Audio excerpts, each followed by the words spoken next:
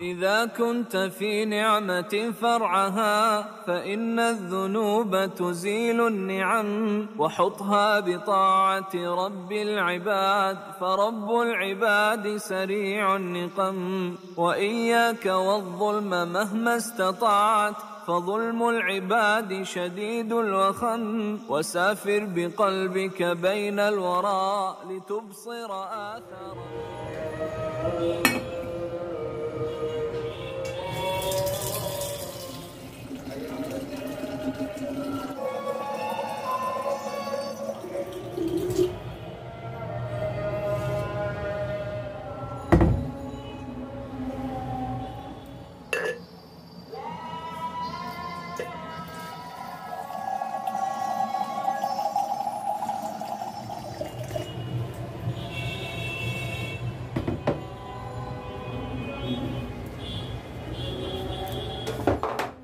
এতক্ষণ শুনতে পেরেছেন আসরের নামাজের আজান দিচ্ছে।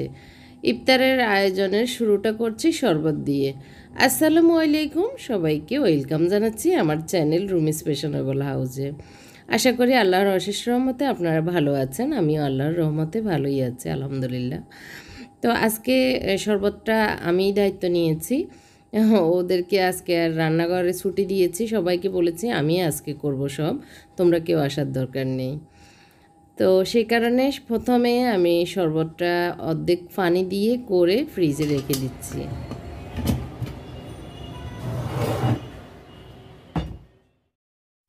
প্রথমে ট্যাঙ্ক শরবতটা করে নিয়েছি, এখন লেবুর শরবতটা করব। আমরা আমাদের রুচি মতোই করছি। এখানে দিয়ে দিয়েছি চিনি পরিমাণ মতো, আর অর্ধেক পানি নর্মাল দিয়েছি, আর ফ্রিজে রেখে দিব, ঠান্ডা হবে, আর বাকি আর ঠান্ডা পানি দিয়ে গুলে নিব শরবত ইফতারের সময়। এখন লেবুর শরবত করব, সে কারণে একটা লেবু নিয়েছি।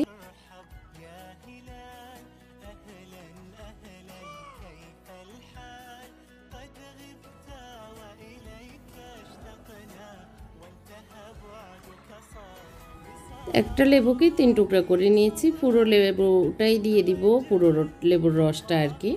তো আমি এভাবে রসটা নিয়ে নিই, তাহলে হাতে লাগে না। অনেক সময় এই লেবুর রস চিপতে গেলে হাতে লেগে হাত জ্বলে, যাদের হাতে চামড়া ওঠে বা হাতের অ্যালার্জির সমস্যা আছে, তো এভাবে করে নিতে পারেন। আশা করি যারা নতুন দেখছেন তাদের উপকার হবে, আর যারা করেন তো তারা তো বুঝতেই পারেন এটা কত ইজি একটা ব্যাপার, কিন্তু তারপরে একটু যারা নতুন তাদের জন্য দেখিয়ে দিয়েছি। এখানে আমি বিট লবণ দিয়েছি ছোটো চামচের আধা চামচ, আবার লবণ দিয়েছি ছোটো চামচের আধা চামচ। একটু গুলে নিচ্ছি, গুলে আমি এগুলোকে এখন দুটো শরবতকেই ফ্রিজে রেখে দিব।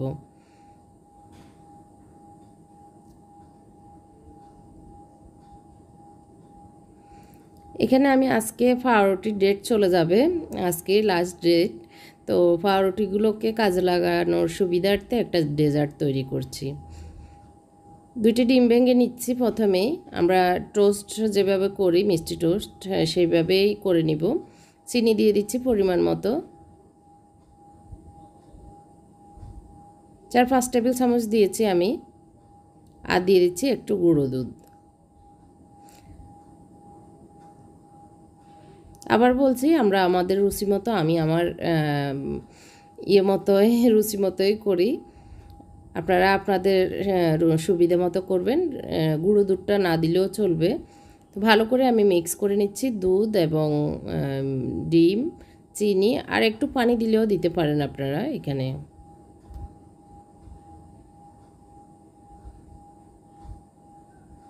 মিক্স করা শেষ। এখন আমি একটা বাটি নিয়েছি, চিকেন একটু আজকে আচারি চিকেন করব, তো সেই কারণে ম্যারিনেট করা চিকেনটাকে আমি বলে নিয়েছি।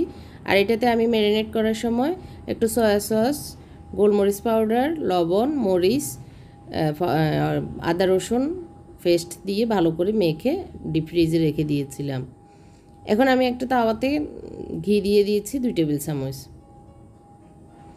আবারও মিক্সারটা মিক্স করে নিচ্ছি, যাতে চিনি নিচে জমে থাকা চিনিটা উপরে মানে ডিমের সাথে মিক্স হয়ে যায়। তারপর পাউরুটিগুলো যেভাবে আমরা টোস্ট করি সেভাবে ভেজে নিচ্ছি একে একে।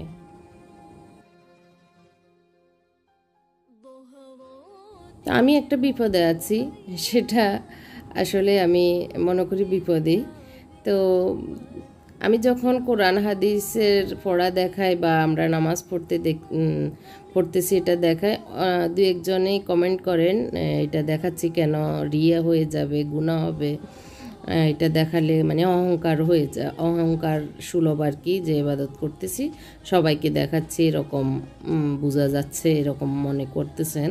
তো আসলে আমি কখনোই অহংকারের সুরে মানে অহংকারের চিন্তা করে দেখাই না। আমি দেখাই মাঝে মধ্যে দেখাই যখন আর কি আমি আমার চিন্তা থেকে দেখাই, সেই চিন্তাটা হচ্ছে আমাদের দেখা দেখিতে আরও দুই একজনের উৎসাহ আসবে ইবাদত বন্দিগিতে কম্পিটিশান করার জন্য ইসলামে আছে।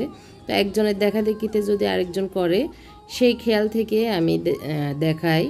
তো আবার সেটা দেখানো এখন দেখতেছি মানে একটু সবাই একটু কেমন যেন মনে করতেছে, সে কারণে দেখাচ্ছি না।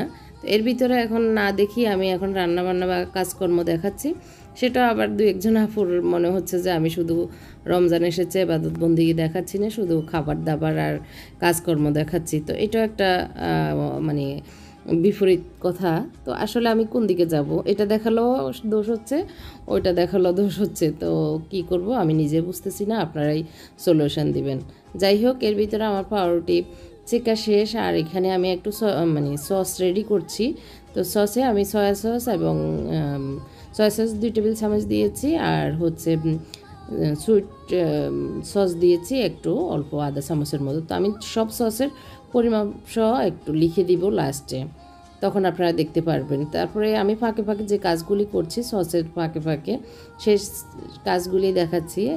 তো একটু পাউরুটিগুলো ছেঁকার পরে ডিম বেঁচে গিয়েছিল, সেই ডিমটাকে আমি একটু ঘি দিয়ে ভেজে নিয়েছি, দেখতে পেরেছেন। এখন আমি এই যে লাচ্ছা সেমাই পাকিস্তানি বা চিকন সেমাই যেটাই বলি, এটার হাফ কাপের মতো একটু মানে ভেঙে নিয়ে একটু ঘি দিয়ে ভেজে নিচ্ছি। ভালো করে ভেজে নিয়ে আমি এখানে একটু চিনি দিয়ে দিব। আপনারা চাইলে যে সেমাই, এটা তো লাচ্ছা সেমাই না, এটা হলো পাকিস্তানি চিকন সেমাই, আর যেটা লাচ্ছা সেমাই সেটাও দিতে পারেন, অসুবিধা নেই। আমি আমার ঘরে থাকা যেটা ছিল, আর এটা দিলে একটু গ্রানটা অন্যরকম হয়, সে কারণে দিয়েছি। আর এখানে আমি লবণ দিয়েছি আর 1.5 টেবিল চামচ চিনি দিয়েছি। লবণটা আমি দিয়েছি, অনেকে হয়তো দেবেন না, দেন না, মানে মিষ্টিতে লবণ কম খান, তবে আমি মনে করি একটু দিলে ভালো লাগে, এটা আর কি সামান্য পরিমাণ। তারপরে একটু ভালো করে চিনি এবং লবণ ভালো করে ভেজে তারপর পানি দিয়ে দিয়েছি, হাফ কাপে 1/4 কাপের মতোই।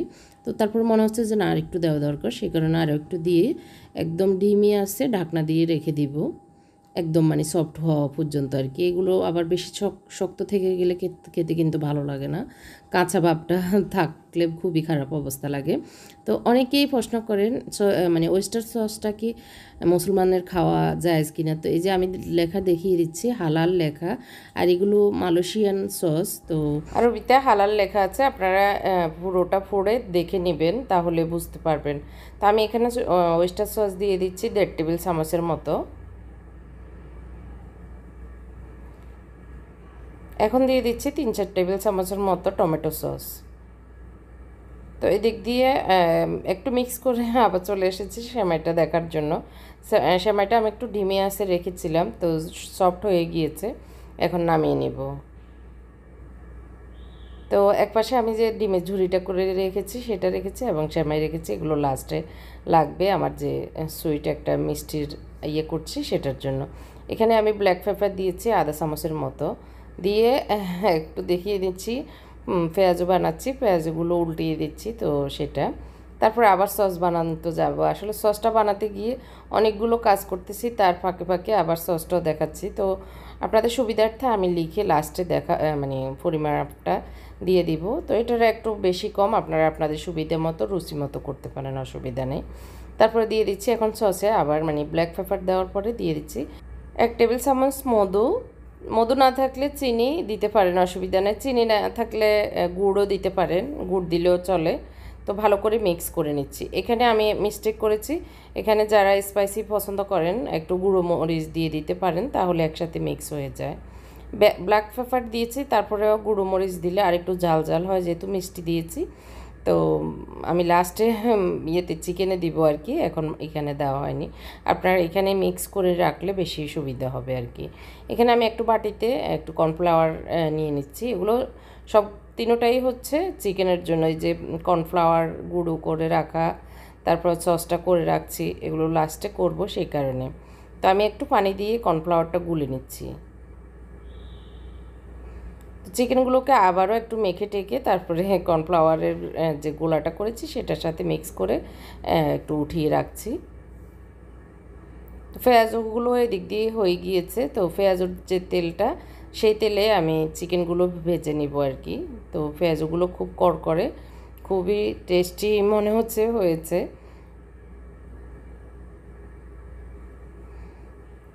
তো এখন আমি চিকেনটা দিয়ে দিচ্ছি।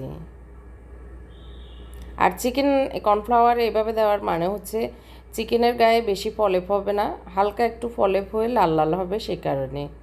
তো আসলে চিকেনের অনেক রেসিপি আছে, আপনি আপনার সুবিধা মতো আপনি আপনার রুচি মতোই করবেন। আমি আমার রুচি মতো করছি, আমরা যেভাবে পছন্দ করি। তো আমি আমার স্টাইলে করছি, যখন যেভাবে ভালো লাগে আর কি। তো এখন চিকেনের সাথে যে মানে মশলা ছিল সেগুলি এবং কর্নফ্লাওয়ার যে গুলেছিলাম সেগুলি একসাথ করে আবারও আমি যে সসটা সেটাতে মিক্স করে নিয়েছি। তো এর ভিতরে আমার ক্যামেরাটা পড়ে গিয়েছে। তো সসের আমি সব ডিটেলস লিখে দিয়েছি এখানে, দেখতে পেরেছেন। তো এখন চলে এসেছি যে পাউরুটিগুলো ভেজে রেখেছি সেটার জন্য একটা ক্যারামেল তৈরি করছি। আমি হাফ কাপ দিয়েছি চিনি, দিয়ে একটু পানি দিয়ে নেড়ে চেড়ে রাখছি, আগুন একদম কম দিয়ে। এদিক দিয়ে চিকেনগুলো উল্টিয়ে দিচ্ছি, মোটামুটি এক সাইড লাল হয়ে গিয়েছে সেই কারণে। তো একা হাতে আজকে যেহেতু ওদের সবাইকে ছুটি দিয়েছি, একা হাতে আমি সব করছি, কাউকে আজকে রান্না করে আসতে দিইনি। তো এই যে চিনিগুলো গলা শুরু করেছে, আস্তে আস্তে আমি নেড়ে দিচ্ছি, আর এদিক দিয়ে চিকেনগুলো আবারও চেক করে নিচ্ছি। মোটামুটি হয়ে এসেছে, আগুনটা কমে রেখে ভালো করে ভেজে নিয়েছি যাতে ভিতরে যেন কোনো কাঁচা ভাব না থাকে। তো এক সাইড করে আমি তেলটা ঝরিয়ে রাখছি আর কি। আর একটা পাতলা মানে চড়ানো প্যান দিয়েছি। এদিক দিয়ে চিনিগুলো একদম গলে তরল হয়ে গিয়েছে। আসরের পর থেকে মাগরিবের মানে আজান পর্যন্ত দোয়া কবুলের সময় আমরা চেষ্টা করব আসরের পর থেকে আল্লাহর কাছে চাওয়া, দোয়া দরুদ পড়া, ইবাদত বেশি করা এই টাইমটা।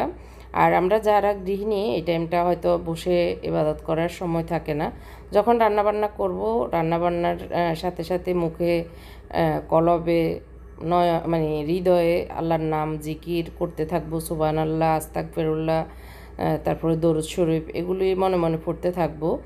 আর সব কিছু দেওয়ার সময় বিসমিল্লাহির রহমানির রহিম বলে দিবেন, আল্লাহ বরকত দান করবে, এটা স্মরণ করিয়ে দেওয়া। অনেকেই দেন, এটা একটা কমন কথা। তারপরে স্মরণ করে দিলে অনেকের স্মরণ হয় এই আর কি। তো আমি 3-4 টেবিল চামচের মতো তেল দিয়ে দিয়েছি এই চিকেনগুলো উঠিয়ে আর কি। দিয়ে তেলের ভিতরে আমি যে সসটা রেডি করে রেখেছি সেটা দিয়ে দিয়েছি, দেখতে পেয়েছেন, একদম ইজি। তো সসগুলো ভালো করে একটু আগুনটা মিডিয়াম রেখেছি, একদম কমও না আবার একদম বেশিও না, সেরকম অবস্থায় আমি ভালো করে নেড়ে চেড়ে একদম সসের সাথে মানে চিকেনগুলো লাগিয়ে দিচ্ছি। তো এই পর্যায়ে আমি এখন দিয়ে দিচ্ছি মরিচ। আমার মনে হয়েছে যে মরিচটা তো দেওয়া হয়নি, দিব এই যে অনেকগুলো এক হাতে কাজ করছি, এর ভিতরে মরিচটা আসলে সসে দেওয়া হয়নি আর কি। তো মরিচ দিয়ে আবারও ভালো করে নেড়ে চেড়ে ভেজে এখন চুলাটা বন্ধ করে দিচ্ছি। এদিক দিয়ে আমার ক্যারামেলটা সুন্দরভাবে হয়ে গিয়েছে। এখন আমি দিয়ে দিচ্ছি দুধ। আমি একটু আস্তে আস্তে দিব যাতে ক্যারামেলের সাথে দুধটা ভালো করে মিশে যায়, না হয় দলা বেঁধে যাবে।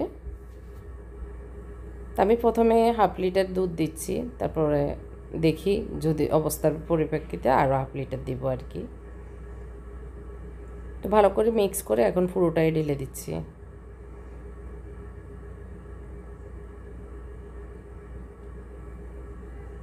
ভালো করে মিক্স করার পরে আরও হাফ লিটার দিয়ে দিয়েছি, দিয়ে এগুলোকে ভালো করে জাল দিয়ে নিচ্ছি। মোটামুটি মানে অনেকটাই শুকিয়ে নেব, তাহলেই খেতে ভালো লাগবে আর কি। দুধটা ভালো করে জাল দিয়ে একটু ঘনত্ব হলে খেতে অনেক টেস্ট হয়। আর এখানে আমি একটু কর্নফ্লাওয়ার নিয়ে নিচ্ছি, এই যে দুধটা জাল দিচ্ছি সেটার সাথে দেওয়ার জন্য। আপনারা চাইলে এখানে কাস্টার্ড পাউডার দিয়েও করতে পারেন, অসুবিধা নেই। 1.5 টেবিল চামচের মতো কর্নফ্লাওয়ার নিয়ে একটু পানি দিয়ে গুলে নিচ্ছি।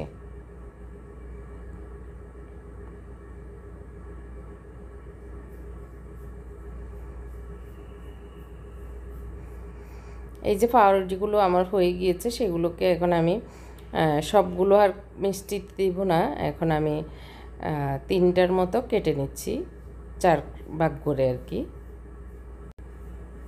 তো একজন বোন ওনার নাম বলতে বলেছেন, আসলে গত 2 দিন আসলে বলবো ভুলে যাই। তো বোনটি হচ্ছে আমার একজন কাস্টমারও, অনেক দিন থেকেই উনি আমার থেকে অনেক কিছু নেন। তো উনি রিকোয়েস্ট করেছেন ওনার নামটা নেওয়ার জন্য। ওনার নাম হচ্ছে শিরিন আক্তার। তো শিরিন আক্তার বোনকে অসংখ্য ধন্যবাদ, আমার ভিডিওগুলি দেখেন উনি সবসময়। আর উনি হচ্ছে মানিকগঞ্জের বোন। তো আপনারাও অনেকেই দেখেন, দিলরুবা সুলতানা আপু, তারপর রাহিমা মুন্নি আপু, তারপরে শিরিন আক্তার, তারপরে হচ্ছে অনেক বোনেরাই দেখেন আসলে, যারা নিয়মিত কমেন্ট করে যাচ্ছেন, নিয়মিত কমেন্ট করছেন। তো সবার আমার স্মরণে আছে কে কে করছেন, যদিও কমেন্টের উত্তর নিয়মিত দেওয়া হয় না, তারপরে আমি কিন্তু দেখি সবারই কমেন্ট আমরা পড়ি যারা ইউটিউবার, কিন্তু হয়তো উত্তর দিতে একটু সময় লাগে। তো এদিক দিয়ে আমি পাউরুটিগুলো কেটে নিয়েছি, নিয়ে এই যে এগুলি হচ্ছে এমনি খাবো ইফতারের সময় মিষ্টি।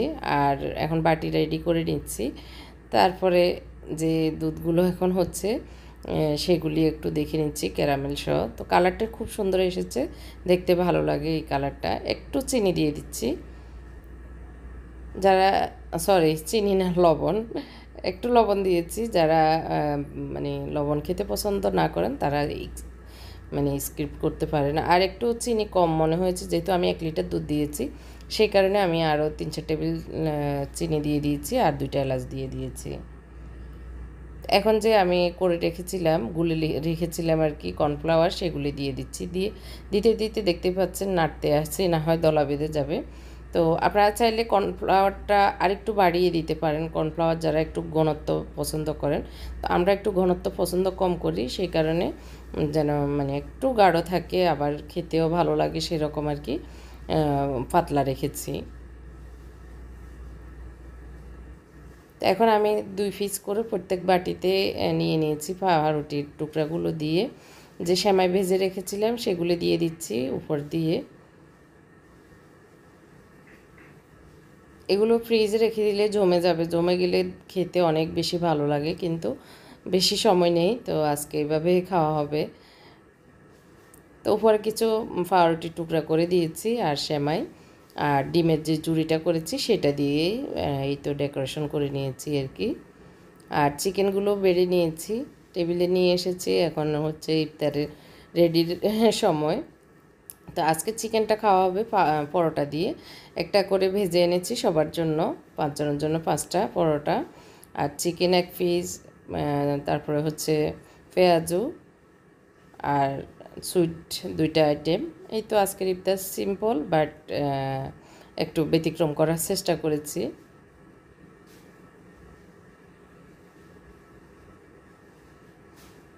তো আমাদের প্লেট মোটামুটি রেডি।